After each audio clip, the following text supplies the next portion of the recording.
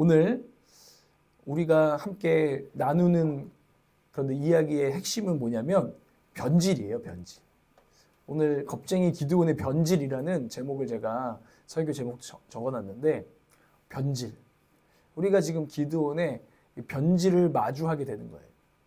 여러분들이 목회자들의 변질 소식을 많이 듣습니다. 옛날에 정말 말씀도 잘 전하시는 분, 뭐 찬양도 너무 막 아름다운 작사, 작곡가, 간증을 막 통해서 유명해지신 분들이 있었는데 어느 순간 그분들이 어떤 스캔들, 아니 이 사람이 이런 짓을 저질렀다고 하는 어떤 거짓과 또 나쁜 짓, 또 이런 일들을 벌이면서 사람들이 이렇게 말하죠. 와, 저분 옛날에 안 그랬는데 변질되었어 라고 막 이야기한다는 거예요. 성경에도 많이 있어요. 오늘 기드온이 점점 포악하고 괴팍해지고 있어요. 변질되고 있죠. 기드온 말고도 또 있죠. 그 다음에 사울 왕이 나중에 등장하는데 사울은 딱 이렇게 표현해요. 무서운 표현이죠. 성령으로 시작했다가 악령으로 끝이 난 자. 그 성령에 충만해서 거룩한 왕으로 일어났다가 악령, 변질됐다는 얘기잖아요. 변질된 사람. 그리고 그 유명했던 순수했던 찬양에 능통했던 다윗이 아주 순수한 마음으로 정말 그 소년 때 골리앗 앞에 하나님 전능하신 하나님을 믿는 믿음으로 맞섰던 그 다윗. 그 다윗이 중간에 변질해서 밧세바를 범하고 우리아를 살해하는 이런 일들도 이 신앙의 여정 가운데에 있었다라는 것을 우리가 너무 잘 알죠. 그리고 아까 말씀드렸듯이 지금도 여전히 많은 유명한 목회자들, 설교자들, 성도들 이런 분들이 정말 우리의 뒤통수를 치면서 변질된 그런 모습 때문에 우리 안에는 어떤 실족함, 허무함이 있습니다. 저도 제 주변에 정말 제가 좋아했고 저도 개인적으로 알았던 목회자들 중에도 그런 일들이 생겼을 때 참 제 마음에 어떤 상처, 그리고 상처가 이제 점점 처음에는 막 어떻게 그랬을까 어떤 실망이 있지만 어느 순간은 이렇게 되죠. 냉소적으로 사람이 변하는 거죠. 사람들이 다 똑같구만. 그러니까 사람들을 사실은 잘 믿지 않게 돼요. 아무리 앞에서 뭐 설교를 막 잘하고 뭐 말로 뭐 해도 제 속으로 계속 냉소적인 마음이 있는 거죠. 그렇게 말해놓고 너도 솔직히 속으로 무슨 꿍꿍이 있는지 모르잖아 하는 이런 냉소적인 영이 제 안에 그런 사건 사고들을 통해서 막 생기더라 이거예요. 그리고 지금 이 세대 저뿐만 아니라 많은 이들이 목회자나 누군가에 대해서 또 정치 지도자 어떤 지도자들에 대해서 그들의 어떤 변질과 타락에 대해서 굉장히 냉소적인 시대를, 불신의 시대를, 지금 상처받은 시대를 살고 있는 것 같아요. 그 변질이 참 문제죠. 제가 이번에 G2회에서도 눈물 포인트, 아까 선교사 얘기도 했지만 그 두 번째에서 눈물이 많이 났던 거는 그 G2회 이 컨퍼런스를 기획한 디렉터 목사님들을 불러서 40대들이거든요. 이번에는 우리가 30, 40대 리더들을 쓰자. 30, 40대 리더, 이 중간 허리에서 우리가 힘을 내자 해가지고 그분들이 했는데 그분들을 이제 프란시스 첸이라는 목사님이 불러가지고 이들을 축복하자 하는데 축복이 아니라 거의 경고에 가까운 사실, 그죠? 이들이 순수하게 하시고 포르노그래피를 조금이라도 보고 있다면 끊게 하시고 자기 아내에게 신실한 사역자로 남을 수 있게 하시고 사실 변질되지 말라는 거예요. 그게 이제 축복인 거죠, 사실. 축복이면서 경고인 거를 그들이 하는데 제 마음에 제가 아까 말했잖아요. 한국교회 지도자들에 대한 어떤 실망. 저는 목회자 자녀로 보면서 있으면서 더 많이 그들과 가까이 하면서 더 많은 일들을 경험하고 접했거든요. 추악한 일들을. 제 마음에 그러니까 갑자기 눈물이 팍 나는 거예요. 제 안에 있었던 그 불신들 가운데서, 상처들 가운데서. 그래서 울면서 같이 기도를 했어요. 하나님, 저분들이 다 연약한 거 아니까 하나님께서 붙들어 주셔서 변질되지 않고 끝까지 영광스러운 사역자로 정말 그 길을 마무리할 수 있는 얼마나 복돼요. 저들에게도 또 후배들인 우리에게도 그런 흐름이 이 나라에 다시 한번 생겨나게 하여 주십시오. 다시 한번 존경받는 지도자들이 일어나게 하여 주십시오. 여러분, 이런 소망을 품고 기도하시는 저와 여러분 되기를 축복합니다. 기도해야 돼요. 근데 뭐 목회자뿐이겠어요? 성도들은 안 변질되나요? 지도자, 리더만 그렇지 않아요. 이스라엘 백성도 사실 계속 타락하고 변질하는 거 아니겠어요? 변절하고. 근데요, 여러분들은 크게 돈을 훔치거나 스캔들을 낼 것 같지는 그럴 위치에 지금 있지도 않잖아요, 우리가. 근데 우리 평신도들, 우리 성도들, 우리 같은 작은 성도들에게는 어떤 변질이 보편적이냐? 그거는 미지근함이죠. 우리가 요한계시록 본 것처럼 라우디게아에 하셨던 변질, 온도의 변질. 주님을 뜨겁게 사랑하는 마음이 식었다. 넌 변질됐다는 얘기예요. 다시 온도를 올려라. 뜨겁게 하나님을 사랑해라. 너가 차든지 덥든지 하라. 이러면 또 마음이 꼬인 사람들은 그러면은 난 찰래. 뭐 그러면서 나는 이성적이야. 난 T야. 뭐 이런 소리를 하는데 그건 진짜 T가 아니에요. 생각이 없는 겁니다. 하나님의 말씀이 뭐예요? 차든지 뜨겁든지 하라. 주님을 뜨겁게 사랑하라는 거예요. 이웃을 뜨겁게 사랑하라는 거예요. 뜨거워져라라고 주님이 부탁하고 계시다는 거예요. 변질되지 말고.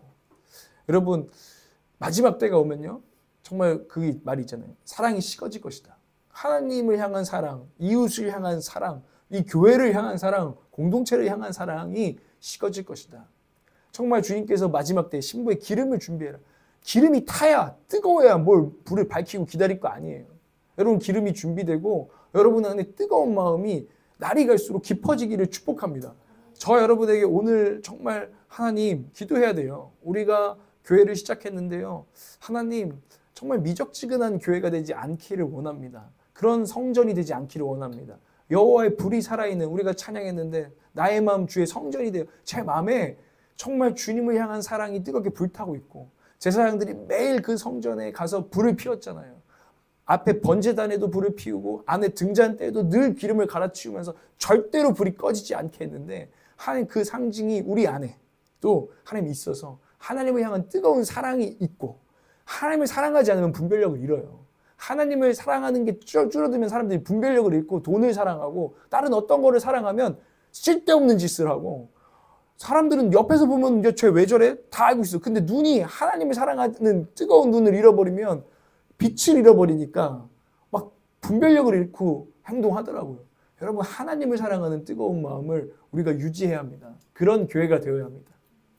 정말 변질되지 않을 수 있도록 하나님께 우리가 늘 기도해야 되는 거죠. 주님 제 평생에 주님을 향한 뜨거움이 살아있게 하여 주시옵소서 라는 기도 제목이 제 안에도 여러분 안에도 있어야 한다는 거예요. 그 세상은 말하고 사탄은 자꾸 말해요. 야 신앙 몇 년 차 되면 당연히 좀 식는 게 당연한 거 아니야? 그 정상 아니야? 나 모태 신앙이야. 옛날부터 수련회 수련회 몇 번째인데 당연히 이제는 좀 말씀이 나한테 자극이 안 되고 예배가 나한테 좀 자극이 안 되는 게 당연한 거 아니야? 나도 이제는 좀 짬밥 먹었다고 막 하면서 근데 그게 정상이 아니라는 것입니다. 성경이 말하는 정상이 아니라는 거예요. 주님이 말하기를 날이 갈수록 주를 더욱 사랑하고 주님을 향한 사랑이 더 깊어지고 하나님과의 친밀함이 더 깊어지고 하나님을 알면 알수록 예배가 더 뜨거워지는 게 정상이다. 아멘이십니까? 이게 정상이에요. 우리 올락처치가 정상을 이상한 데다 정상이라고 하지 않는 교회가 되길 원해요. 단 그거 뭐 원래 5년 좀 지나면 원래 그냥 좀 그런 거야. 이게 정상이 아니기를 바랍니다. 그러나 뭐 그런 거죠. 우리가 처음에 정말 저도 하나님을 만나고 뜨거웠던 초창기 신앙과 첫사랑이 있어요. 그런데 이 시간이 길어질수록 어떤 뜨거움의 깊이가 달라진다는 것들은 우리가 사모하게 해야 되는 준비다. 그러니까 겉으로 막 보기에 막 말이 화려하고 어떤 막 예배 막 이런 모션이 화려하고 이런 겉으로 보는 어떤 뜨거움 이런 거를 점점 넘어서서 깊이 주님을 하는 그 뜨거움이 깊어지는 거죠. 내 깊은 곳에서 뜨거움이 있는 거죠. 막 겉에 막 냄비가 아니라 내 깊은 곳에서 주님을 사랑하는 그 뜨거움이 우리 가운데 깊어지는 것. 그때 우리의 겉모습은 어쩌면은 막 화려하게 막 어떤 막 눈물을 흘리고 이러진 않더라도 깊이 주님을 향한 뜨거움은 살아있는 성숙함으로 가는 거죠. 그러니까 막 처음에 막 저도 막 뜨거웠을 때는요, 막 사람들이 좀 비판했어요. 막 내가 그냥 막 지금 막 이게 막 마음이 막 그러니까 목사님들도 다 좀 가짜고 좀 막 하나님께서 막 안 보이는 거지. 목사님 막 좀 미지근하다. 이렇게 보는 거예요. 그리고 막 동생들도 보면은 너 똑바로 안 해? 막 이런 마음이 막 제 안에 있는 거죠. 그러니까 되게 얕은 뜨거움인 거죠. 그거는 사람들을 따갑게 해요. 그래서 사람들을 불을 붙이지 못해, 사실은. 진짜 뜨거운 사람은 그 사람 곁에 있다 보면 주님을 향한 사람이 옆에 불이 붙을 텐데 그런 사람은 사람들이 멀리해요. 제 얘기. 막 정죄하고 이런 얘기. 막 지는 뜨거운 것 같은데 사람들은 도망가요. 근데 진짜 깊은 내면 깊이 하나님을 사랑하는 사람은요, 사람들을 끌어당기고 그들에게 불을 붙이는 줄 믿습니다. 근데 우리가 나가야 될 곳은 그 깊은 뜨거움, 깊기 때문에 따뜻한 영혼이 되고, 뭔가 따뜻해. 근데 가만히 그분을 만나보니까 안에 정말 꺼지지 않는 깊은 하나님을 사랑하는 그 뜨거움이 있어. 그러니까 그걸 사람들이 이렇게 볼 때 따뜻해서 왔다가 그 뜨거움에 불을 붙고 나도 예수님을 사랑하고 싶다. 나도 그 인생을 하나님께 드리고 싶다라고 불붙게 될 줄을 믿습니다. 저희 올락처치에 제가 그런 사람이 되길 원하고요. 저와 여러분이 그런 사람이 되기를 축복합니다. 막 제가 지금 기도하고 있어요. 그 깊은 뜨거움, 겸손한 뜨거움이 우리 가운데 정말 있게 해 주십시오. 근데 겸손한 척하면서 속은 차가우면서 그런 거 말고 진짜 주님을 향한 사랑이 있기를 원한다는 겁니다. 오늘 우리는 정직하게 우리 영혼에 질문해야 해요. 항상 질문해야 돼요. 나의 영혼은 미지근하게 식어가고 있는가? 혹시 그렇지 않은가? 아니면 내 영혼은 더 깊이 뜨겁게 주님을 사랑하고 있는가? 라는 것을 여러분에게 한번 질문해 보시기 바라요. 근데 그 질문과 함께 우리가 점검해야 될 게 있어요. 그것은 변질되고 있지 않은 거예요. 변질의 증상들을 이렇게 체크를 해야 되죠. 저도 이게 지금 허리가 아프댔잖아요. 아직도 이게 정확한 진단을 못 내리고 있어서 그게 제일 어려워요. 진단을 제대로 내리면 뭔가를 치료를 시작할 텐데 지금도 이제 허리 디스크도 추정. 오늘 아침에 또 이러면 이상근 증후군 아닌가? 또 혼자 막 이러는 거죠. 근데 그래서 우리가 체크를 잘 해봐야 돼. 진단을 좀 잘 해보는 시간을 가져야 되는데 오늘 변질의 징후들을 기드온의 이야기를 통해서 보게 된다는 거예요. 그 첫 번째 한번 생각해 보세요. 첫 번째 기드온의 변질된 특징이 뭐냐? 그거는 타인을 향한 태도예요. 하나님한테 갈 것도 없어. 타인을 향한 태도를 보면 그 사람의 하나님을 향한 마음을 알게 된다는 거예요. 그게 변질의 증상이라는 거죠. 7장에서 기드온은요 예배했어요. 와, 하나님 정말 우리를 사랑하시는구나. 얘들아 가자 막 했어요. 기드온이. 그때까지는 그래서 1차 전쟁을 잘 끝내서 그 12만을 죽이죠. 13만 5천 중에 12만을 죽이고 지금 15,000명 남아서 15,000명하고는 2차 전쟁을 펼쳐야 되는 두 전쟁이 있단 말이에요. 그런데 1차 전쟁은 여호와를 의지하는 전쟁이었고요. 이 8장에서 나오는 지금 2차 전쟁인데 2차 전쟁부터는 기드온이 하나님을 의지하는 전쟁을 하지 않기 시작해요. 변질되기 시작하는데 그게 어디서 나오냐면 타인을 향한 태도에서 다 드러나게 돼요. 그러니까 앞에 보면 오늘 아마 8장 1절부터 3절까지는 에브라임 지파라는 지파가 나옵니다. 이 지파가 아주 못된 지파거든요, 사실. 근데요, 12지파 중에 제일 강한 지파가 어딜까요? 여러분 아는 유명한 지파? 그쵸, 유다 지파예요. 유다 지파가 가장 강했고요. 그리고 거기랑 견준 두 기둥의 지파가 있었어요. 요셉의 아들 중에 하나였던 에브라임이에요. 에브라임과 유다가 군사수도 제일 많고 땅도 제일 요지를 차지한 12지파 중에 가장 가장한 지파였단 말이에요. 근데 기드온은 어디 지파 출신이죠? 므낫세 지파 출신이에요. 작은 아주 지파예요. 이 지파에 비하면. 그래서 1절에서 3절 보면 기드온의 첫 번째 타락의 증상은 강약약강이에요. 여러분들도 아마 여러분 밖에서 진짜 강한 사람한테는 한마디 못하다가 집에 와서 하는 남편 어때요? 제가 그럴 때 있는데 아주 엄청 뭐라 합니다. 오빠 왜 나한테 성질을 내? 이러면서 이럴 때가 있어요. 그럼 저 스스로 압니다. 야, 내가 진짜 강약약강의 성향을 갖고 있구나. 이러면서 제가 고치려고 해요. 기드온이 그랬다는 거예요. 에브라임 지파가 강하니까 므낫세 지파 출신이었던 기드온이 에브라임 지파가 말도 안 되는 트집을 잡습니다. 왜 우리 전쟁에 안 불렀어? 우리도 전쟁 나가서 승리, 전리품 찾고 해야 될 텐데. 기드온이 겸손한 듯 하지만 사실은 그냥 강한 자 앞에서 약해요. 저 아시지 않습니까? 저희는 당신들의 발끝에 미치지 못해요. 이게 이제 2절, 3절에 나오는 거예요. 2절, 3절에. 내가 그들에 말하였다. 이번에 내가 한 일이 당신들이 한 일에 비교나 되겠습니까? 에브라임 형님들! 막 그러면서 막 겸손한 듯이 이 일을 무마시켜요. 그러니까 어떤 분들은 이 해석을 기드온의 막 겸손함 막 이렇게 하는데 이 전체 이야기를 보면 바로 기드온의 태도가 돌변하거든요. 다른 약한 사람들한테. 첫 번째 타락, 타인을 향한 태도 중에 여러분 강약약강하고 있지 않습니까? 그럼 여러분들은 지금 마음이 지금 변질돼 가는 거예요. 하나님의 복음은 우리를 겸손케 하거든요. 약한 자에게 막 강하게 대하지 않습니다. 근데 지금 기드온은 강한 자에게는 약하게 하고 지금 약한 자에게는 강하게 한다는 것을 우리가 보게 되죠. 일단은 변질되는 사람, 이 지도자는요, 이 옆에 있는 분들을 되게 힘들게 해요. 300명의 군사가 너무너무 지쳤어요. 사실은 12만 명을 상대하느라. 그렇잖아요. 12만 명을 300명이 아무리 뭐 해도 뭐 같이 뭐 이렇게 처리하고 뭐 해도 엄청난 힘듦이잖아요. 그런데도 기드온은 복수심에 끝까지 이 미디안 15,000명을 따라가기 시작합니다. 세바와 살문나라는 미디안의 왕을 치려고. 기드온이 아까 이렇게 말씀을 잘 보면 이런 말이 있어요. 니들이 죽인 애들 기억나냐 했더니 그 세바와 살문나가 그 왕자 같은 이들, 너와 같이 왕자같이 생긴 이들이 있었던 것 같아 하면서 막 비아냥거리거든요. 그러니까 기드온이 막 엄청난 복수심 화를 내요. 그거 내 어머니 아들들이야. 기드온이 어떤 사건이 있었던 거예요. 개인적인 복수심이 있어서 이 2차 전쟁은 하나님의 뜻을 따르지 않고 자기의 어떤 복수심과 야망을 따라서 막 지금 나가고 있어요. 이것도 변질의 증상이죠. 그러니까 300명이 뭐 기도원 원래 뭐 종입니까? 아닌데 따라오라고. 너무나 지치고 피곤하고 먹을 것도 못 먹은 사람들을 막 그냥 끌고 가는 거예요. 이것도 지도력. 이거 약한 자들을 배고프고 돌봐야 되는 하나님의 성품이 드러나지 않기 시작하고 그들을 혹사시키거나 하는 거죠. 교회도 그렇게 될 수 있어요. 제가 제 개인적인 비전으로 여러분들을 혹사시킬 수도 있죠. 진짜 하나님 뜻과 비전이 아닌데 여러분들의 어떤 재정, 여러분들의 어떤 헌신을 너무나 강요하면서 좀 기도원처럼 변질돼 갈 수도 있는 거죠. 그럴 땐 여러분이 저를 말려주셔야 됩니다. 그죠? 이 말씀과 황보은 자매가 갑자기 하고 째려보면 견제하겠다 이런. 맞아요. 기드온이 이제 숫곳에 갔습니다. 숫곳이라는 곳에 갔는데 숫곳 사람들은 매우 작은 지파, 갓 지파 사람들이에요. 갓 지파. 좀 이름도 좀 약해 보여요. 갓 지파. 이 지파 숫곳 사람들은 갓 지파 사람들인데 약하니까요. 딱 이제 두려움이 많죠. 왜냐하면은 아직 300명, 기도는 300명, 아직 저쪽 남은 군대 몇 명? 15,000명이에요.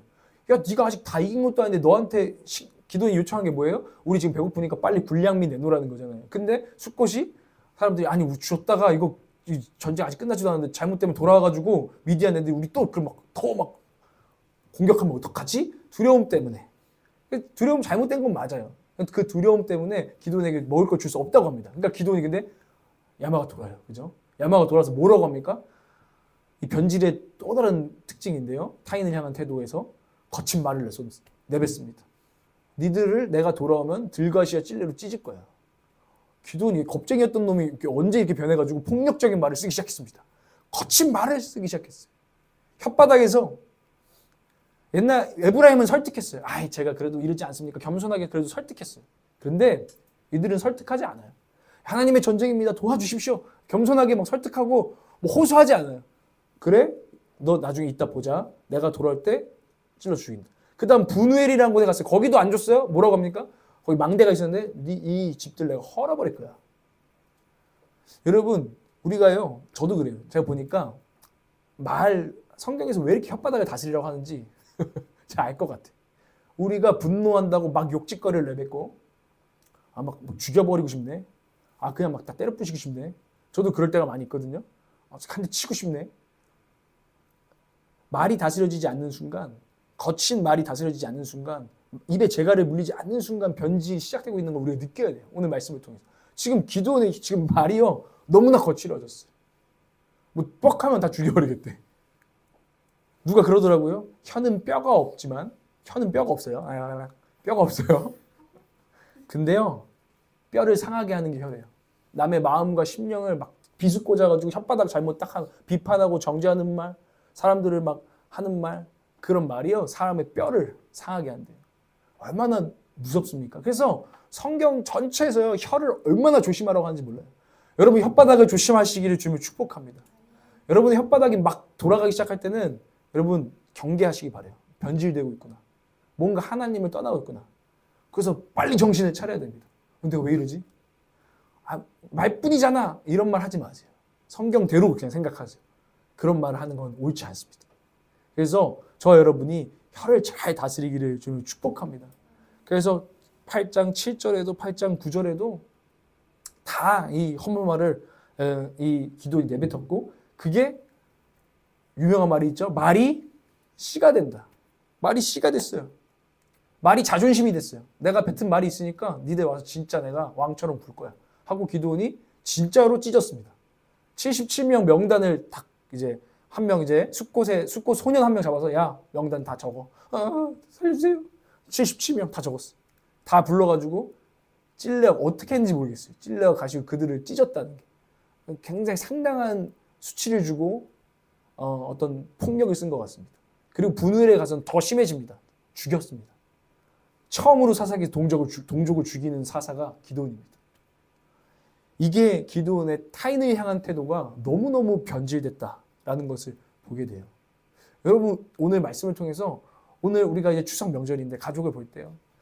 우리가 아내를 볼 때, 남편을 볼 때, 또 우리 함께하는 형제 자매들을 볼 때 우리의 지금 태도가 변질되어 있지 않은가 돌아보시기를 바랍니다. 우리의 말이 누군가를 상처내는데 지금 상처내고 있는데 상처 주는지 몰라. 무감각해. 그리고서는 그냥 변질에 대해서 변명만 하고 있어요. 아, 그 정도 말에 상처받아? 뭐야? 여러분, 이런 식으로 타인을 향한 태도가 되고 있다. 심각한 겁니다. 주님 앞에 돌아봐야 되는 때가 됐다는 겁니다. 여러분, 변질을 체크하시기 바랍니다. 특별히 여러분들이 타인을 향한 태도가 친절하지 않고 다정하지 않고 거칠어지기 시작할 때 여러분, 우리의 변질을 꼭 돌이키시기를 주님으로 축복합니다. 타인을 향한 태도가 첫 번째 변질의 증상이고요. 두 번째는 다 이어져요. 나띵이었던 자신을 망각해요. 기도는 뭐 있었습니까? 기도는 아무것도 아닌 인간이었습니다. 나띵이었어요, 나띵. 우리도 그래요. 우리가 예수님께 구원받았다는 거, 우리가 나띵이었지만 아무것도 아닌 자들을 구원했다는 거를 우리가 망각하면 안 되는 거죠. 근데 변질의 특징은 두 번째인데 나띵이었던 자신을 망각하는 거예요. 기도는 원래 포도주 틀 아래 숨어가지고 밀을 타작하면서 미디안이 이 곡식이라도 뺏어갈까봐 두려워하면서 했던 아주 비겁한 겁쟁이였습니다. 그런데 믿음도 별로 없어가지고 하도 없어가지고 하나님을 시험하고, 근데 하나님이 그에게 얼마나 큰 긍휼을 베푸셔서 시험해도 의심해도 다 들어주시면서 끌고 간, 그래서 믿음을 좀 어느 정도 해서 이제 믿음으로 좀 싸우게 만들어 놓은 그런 사람이었어요. 그래서 이제는 좀 나름 용사답죠. 막 칼도 뽑을 줄 알고 이렇게 된 거예요. 근데 원래 나띵이었잖아요. 하나님의 은혜가 아니면 나띵이었던 자였는데 그 사람이 숫곳 사람들과 분노의 사람들을 겁쟁이라고, 너 이 전쟁에 같이 참여 안 해? 미디안이 이길지도 모른다고? 믿음이 없다고 비판하고 정죄하고 때려 죽이고 있습니다. 나띵이었던 자신을 잃어버려서 그래요. 자기가 얼마나 믿음이 없었고 얼마나 큰 죄인인지를 기억하는 자가 형제가 조금 연약하고 믿음이 없다고 때려 죽이고 함부로 비판하고 정죄할 수 있습니까? 나띵이었던 것을 기억한다면, 내가 nobody, 난 아무것도 아니었어 라는 것을 기억한다면, 그것을 잊지 않았다면 타인을 향해서 그럴 수 없던 거예요. 올챙이 적을 잊어서는 안 된다. 그죠? 그러니까 우리도 뭐 예를 들어서 이제 막 어느 순간 신앙도 좀 자라서 막 헌금도 하게 되고 11조도 하게 되고 막 이제 믿음으로 막 주일 성수도 절대 안 빠지게 되고 뭐 나름대로 이제 이렇게 됐다. 근데 막 누구 좀 신입생 들어와서 저 자식 11조 안 하네? 저 자식이 막 믿음이 없네? 이건 우리가 우리의 이전 그 은혜를 잊어버린 거죠. 그럴 수 없다라는 것입니다. 나띵이었던 우리를 잊지 말기를 원해요. 그래서 항상 요즘 사람들 싫어하죠. 난 아무것도 아닙니다. 그건 겸손, 뭐 자존감 깎는 거 아니야. 아니, 그런 의미에서가 아니라 우리 스스로 제가 주님 앞에 나띵입니다. 제가 저 형제 자매들보다 뭐 썸띵인 줄 알고 까부면 안 되는 것을 늘 기억하는 것은 영적으로 유익한 줄 믿으시기 바랍니다. 자존감하고 상관없어요. 자존감하고 그 자존감이 아니에요. 그래서 하나님 앞에 내가 나띵인 걸 기억할 때 오히려 자존감은 올라갈 줄 믿어요. 세 번째 증상은 뭐냐면 썸띵이 된 것처럼 행동을 합니다. 기드온은 왕이 된 것처럼 행동을 해요. 기드온은 자기가 뭔가 된 것처럼 행동을 하기 시작해요. 왕이 된 것처럼 행동을 하고요. 또 제사장이 된 것처럼 행동도 하는 것을 이 성경 곳곳에서 우리 기드온의 이야기를 통해서 보게 된다는 거예요. 먼저 왕처럼 그는 분우엘과 숫곳을 징벌해요. 자기가 뭔데 갑자기 그들을 징벌할 권한이 뭐가 있습니까? 그런데 자기가 왕처럼 그들을 심지어 죽이기까지 하죠. 죽인다는 것은 정말 하나님의 자리에 오르는 거예요. 사람들의 생명을 끊는다는 것은. 그리고 미디안 왕 세바와 살문나가 하던 그 낙타의 목에 걸려져 있던, 근데 세바와 살문나 누굽니까? 왕이에요. 근데 그 왕의 장신구를 자기가 취해서 합니다.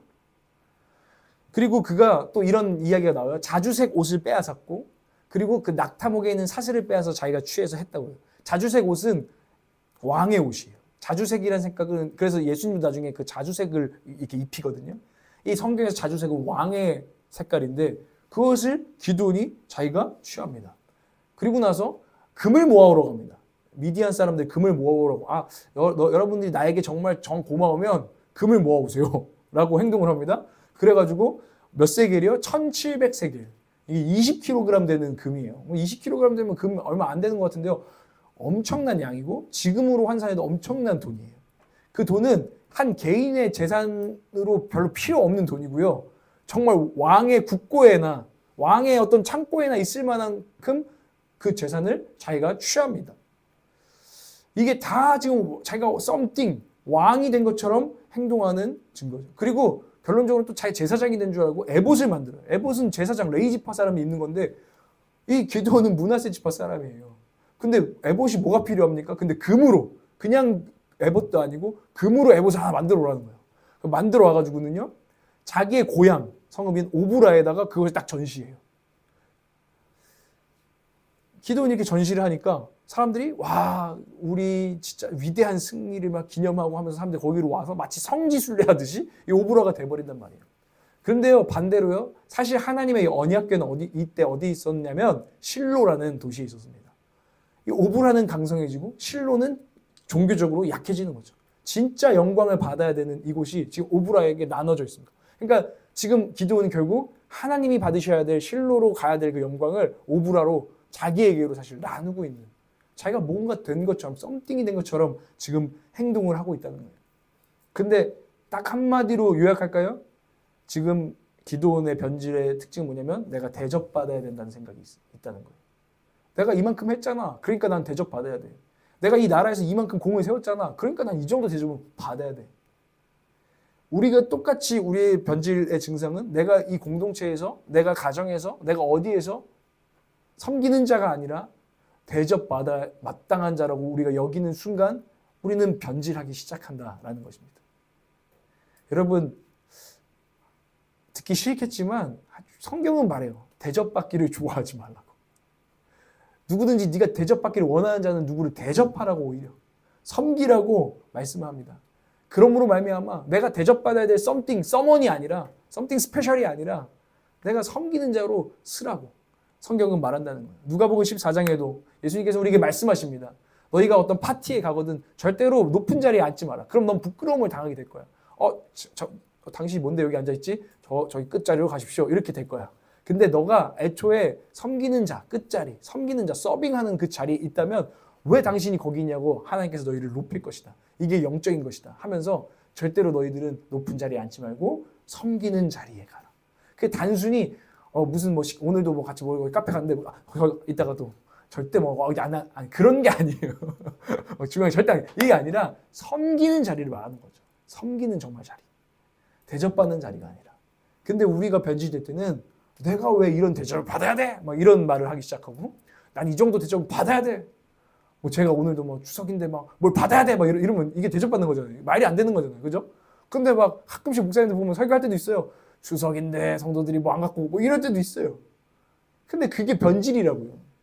죄송하지만 저도 그렇고 여러분도 그렇고 여러분도 마찬가지죠. 내가 여기 성도인데 전도사가 좀 와가지고 좀 신방도 와서 좀 명절 챙겨주고 이래야지.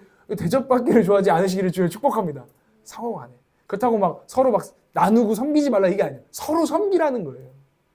근데 내가 대접을 받아야겠다라는 마음이 여러분을 교만케 한다면 변질에 들어와 있습니다. 그때 얼른 겸손하게 섬기는 자리로 가시길 바란다는 거예요. 마지막 네 번째 변질의 징후입니다. 포장을 해요. 자기 자신을 포장해요. 아주 그럴싸하게 포장해요. 기도원은 그랬어요. 기도원을 보세요.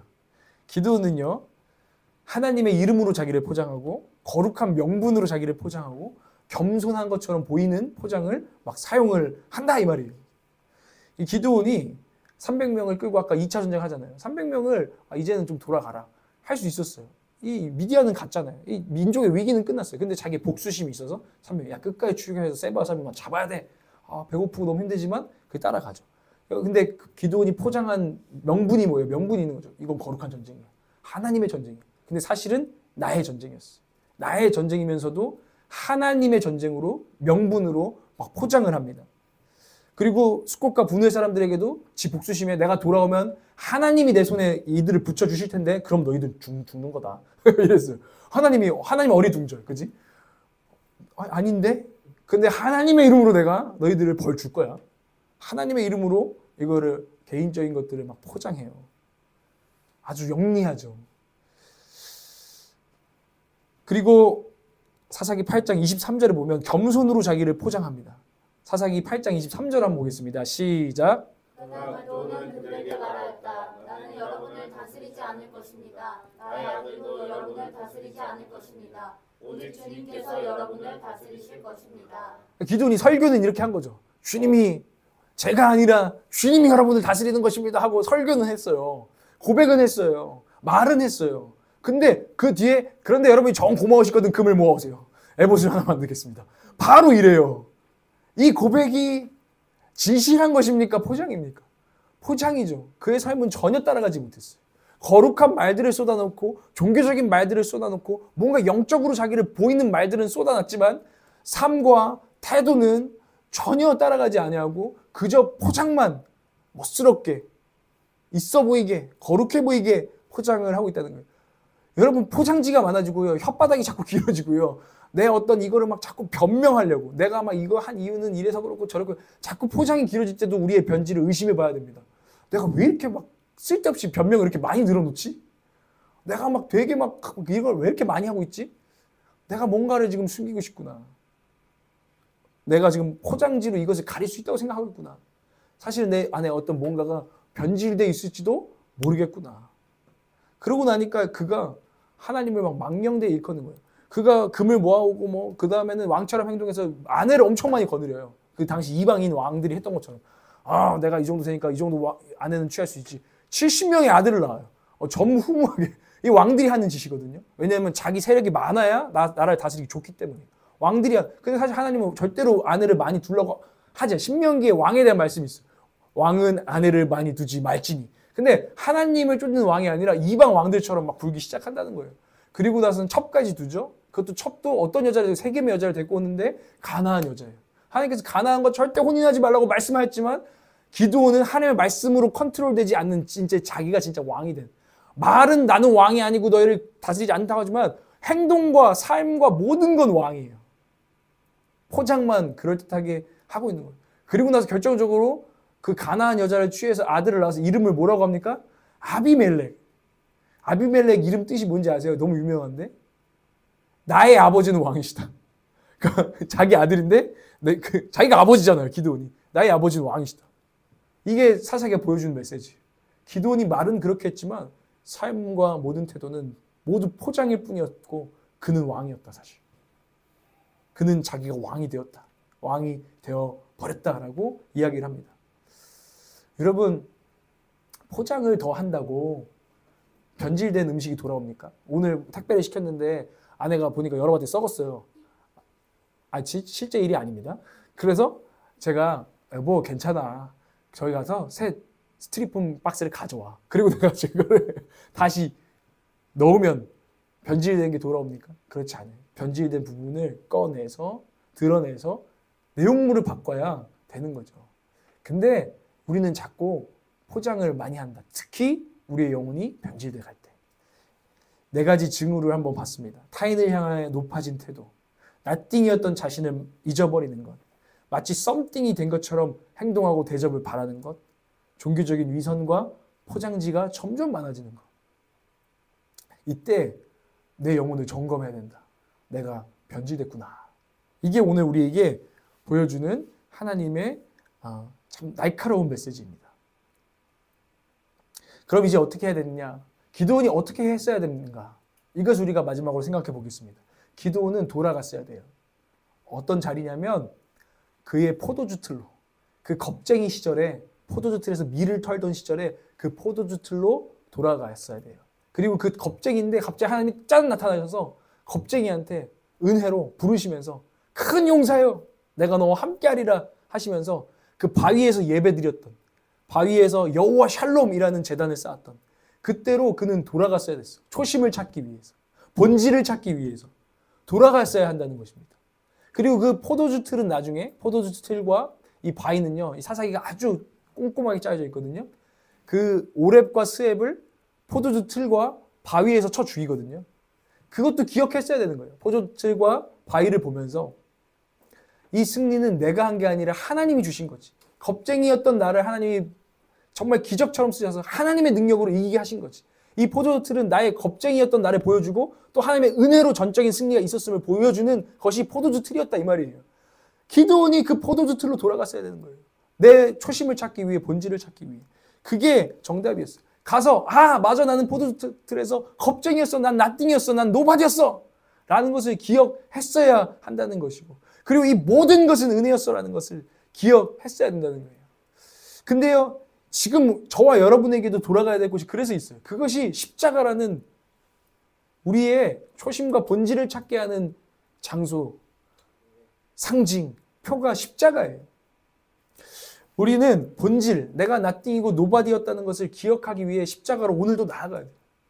십자가에 달리셔서 벌거벗겨져 있는 정말 아무것도 아닌, 아무것도 걸치지 않으신 그 예수 그리스도 앞에서 나 대신 그분이 저기에 달려있는데 사실은 내가 거기에 달렸어야 되는 나는 죄인이요.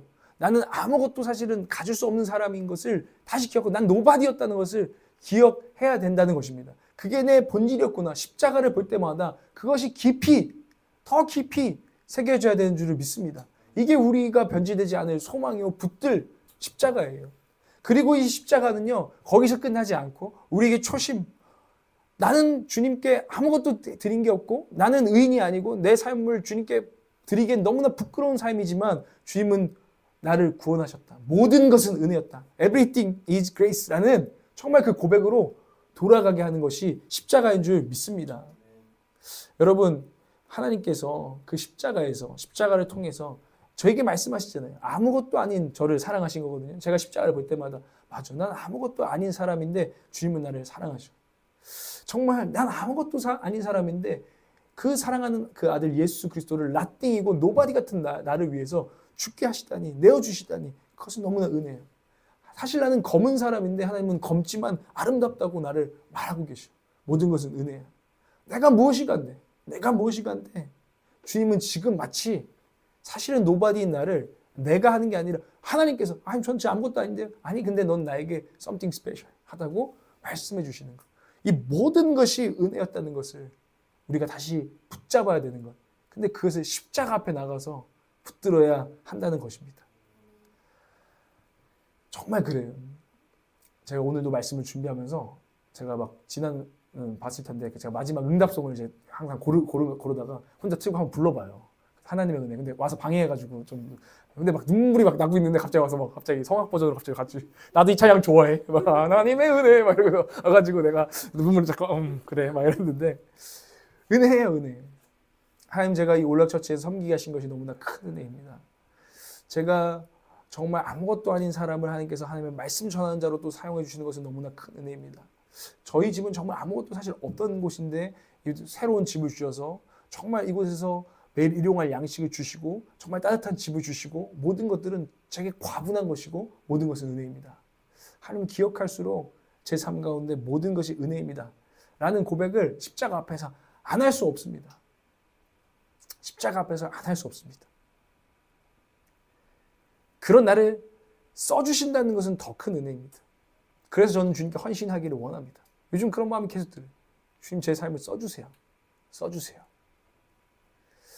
변질의 기미가 보일 때마다 십자가로 돌아가야 됩니다. 기드온은 포도주 틀로 돌아가야 됐던 것처럼 우리는 항상 우리의 nothing임을 기억하게 하는 십자가 그리고 모든 것, everything이 은혜였음을 기억하게 하는 그 십자가로 돌아가야 된다는 것입니다. 그때 우리는 회복되기 시작해요. 십자가로 돌아가서 딱 그걸 경험하기 시작하면은 어떻게 타인을 함부로 대합니까? 어떻게 타인을 함부로 비판하고 함부로 정죄합니까? 어떻게 타인을 나보다 못하게 여길 수 있습니까? 그럴 수 없습니다. 십자가를 품고 있는 사람은 사실 그것을 계속 기억하려고 하는 사람은 그럴 수가 없습니다. 그러다가도 십자가 앞에서 무너져 버리죠. 어떻게 내가 십자가 앞에 매일 나가는데 내가 썸바디가 된 것처럼 잘난 척을 하면 남들보다 뭔가 더 나은 척을 하면서 누구를 평가하겠습니까? 그럴 수 없습니다. 그리고요, 여러분, nothing인 우리에게 everything을 주셨는데, 주님을 주셨는데, 뭘 자꾸 실족하고 우울해 하겠습니까? 그럴 수 없습니다. 십자가 앞으로 돌아가면 우리는 변질될 수 없습니다. 십자가 앞으로 돌아가는 저와 여러분 되시기를 축복해요. 그래서 여러분 정말 그런 사람이 됐으면 좋겠어요. 십자가의 능력이 십자가를 품고 늘 살면서 그것을 기억하고 본질을 늘 기억하고 초심을 기억하고 감사하고 기뻐하며 은혜로 살 때 우리가 정말 실제적인 삶 가운데서 이찬송 선생님 그런 말 하더라고요. 저 아무것도 아니거든요. 전 nothing이거든요. 노바디거든요. 근데 제가 그 인정해요. 인정해도 제가 아무렇지 않아요. 맞아, 나 부족해. 맞아, 나 별거 아니야. 근데요, 인정하고 여유가 있다는 거예요. 근데 난 주님 은혜로 난 충만해.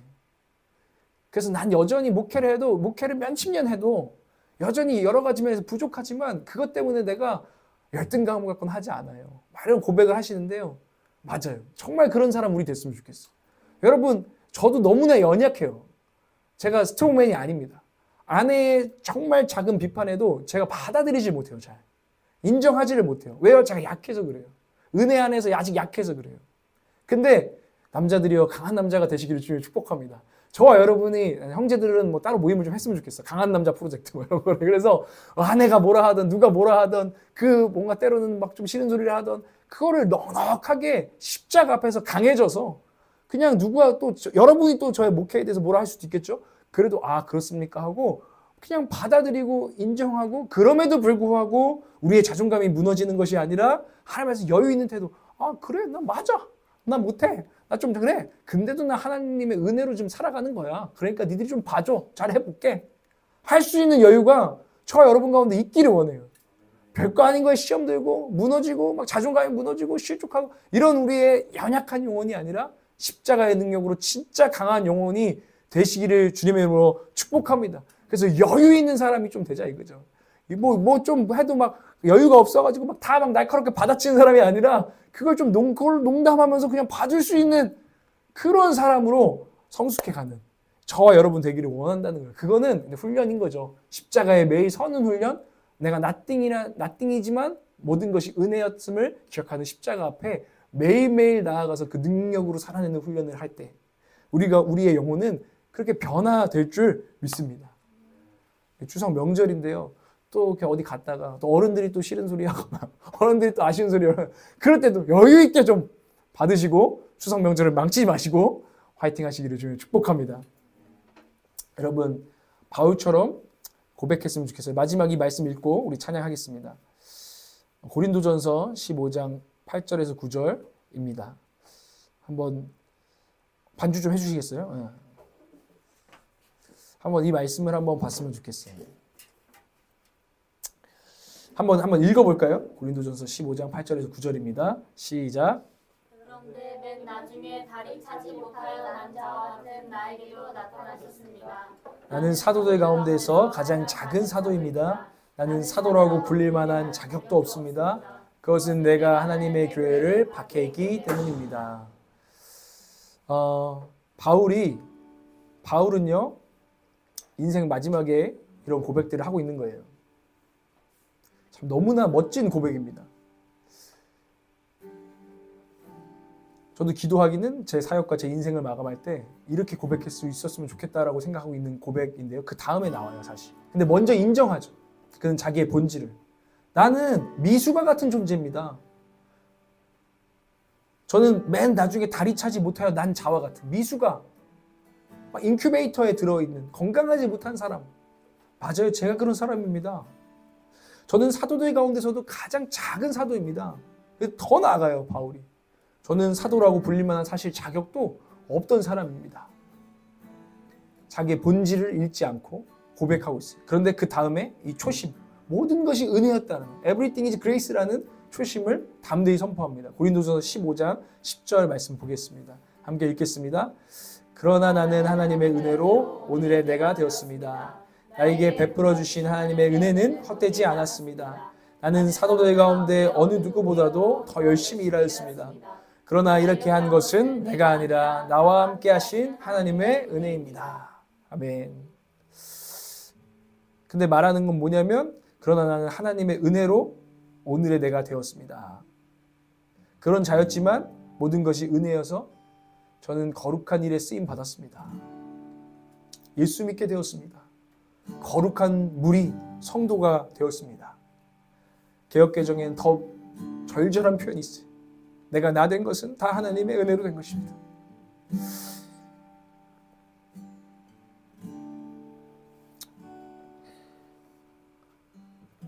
우리의 모든 것이 하나님의 은혜입니다. 이것이 우리의 초심입니다. 제가 그렇고 여러분이 그렇습니다. 여러분, 이 고백이 있기를 원합니다. 하나님께 있기를 원하고 내 곁에 있는 사람들에게 있기를 원합니다. 우리의 옆에 있는 사람들을 귀하게 여기십시오. 그게 하나님을 향한 태도거든요. 당신이 나에게 주어진 은혜요 선물인 것을 모르는 사람이 돼서는 안 됩니다. 초심을 잡고 이 고백으로 살아가는 저와 여러분 되기를 원하고요. 그리고 또 마무리하죠. 그러나 이렇게 한 것은 내가 그래서 그 은혜 때문에 열심히 살았는데 그럼에도 그 모든 것들도 다 하나님의 나와 함께 하시는 하나님의 은혜였습니다. 이 은혜가 저와 여러분 가운데 정말 평생의 고백으로 남기를 원합니다. 우리 시간에 찬양을 할 수 있을지 모르겠는데 함께 우리 하나님의 은혜를 찬양하고 고백했으면 좋겠습니다.